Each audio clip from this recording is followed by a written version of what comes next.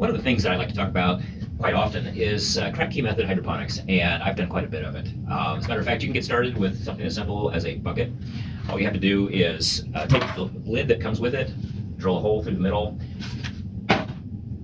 get a net cup. You can get these off Amazon or from one of the hydroponic stores, garden centers in your area, and just use whatever media that you have around the house. This is glass beads, it's more decorative, but I've used pebbles, I've used clay media, I've used grow stones, wrapped the plant with foam. The only thing that this does is it stabilizes the plant, and the roots will grow out through the little slots. Let me get up a little closer. They'll grow up through the little slots, and if you put the water level at the base of this, what happens is that start to drink up that water and the plant food in the bucket.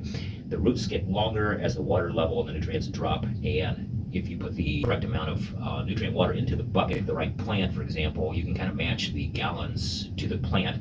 And so if you start out, say, Swiss chard, by the time that the roots go all the way down close to the bottom of the bucket, this plant will have grown very nicely, and you would have quite a bit to eat. Now, that being said, that's the fill and forget method by Bernie Kratky from the University of Hawaii. There's other things that you could do. This is a closed cell foam piece that I picked up from a big box hardware store. You don't have to get the big 4x8 sheets. They sell little 24x24 sheets. And some folks will build a wood frame, line it with plastic, and they'll cut one of these planks to fit on the inside, and it floats on the surface of the water.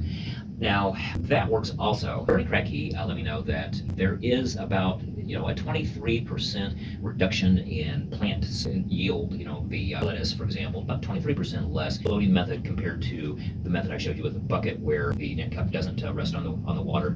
And the thought is that the air space helps to fuel the gas exchange and cause the plant to put on a little bit more mass. Now, one of the things that I like to do is build my own systems, but I do have an AutoPot, and one of the things picked up was this AutoPot Aqua Plate.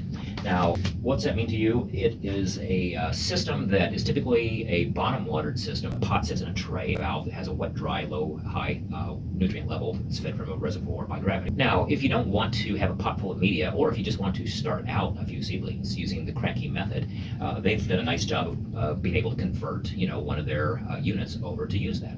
So they have this gold matrix material, and what that does is you can just drop that into the bottom of the AutoPot tray. It helps to keep the roots from growing where they shouldn't be growing, into the valve. We'll get these out and show you what all's in here. So familiar? It's kind of like the bucket, except it is pre-molded, and it's designed to have a nice clean look, to go on top of like an easy-to-grow AutoPot system. They've included net cups, and you'll notice that those are different size net cups than the larger one that I had. They're perfect for lettuce and clones and small plants. Bone collars, if you are curious, they have a little split. You could take your plant, you could open this up if you have a small plant or a cutting, close that up, and these just pop right on the top of these net cups. And you'll notice that you don't even need grow media in there. For a little plant, this pressure is enough to keep the plant upright in that. Then you drop it in. The AutoPot system allows the water to rise and fall a little bit, and it keeps the roots right in a healthy area. Dr. Kratky said, don't let the nutrient water come back up and submerge and drown the gas exchange roots, but the minor fluctuation in the AutoPot doesn't seem to matter, because the surface area of the water has enough gas exchange that the roots can live in it. It would be probably about 3-4 inches and deeper that the oxygen on non-circulating water tends to get a little bit stagnant. So this works out very nicely. So if you don't want to have your own little bucket system, you could buy an AutoPot, easy to grow.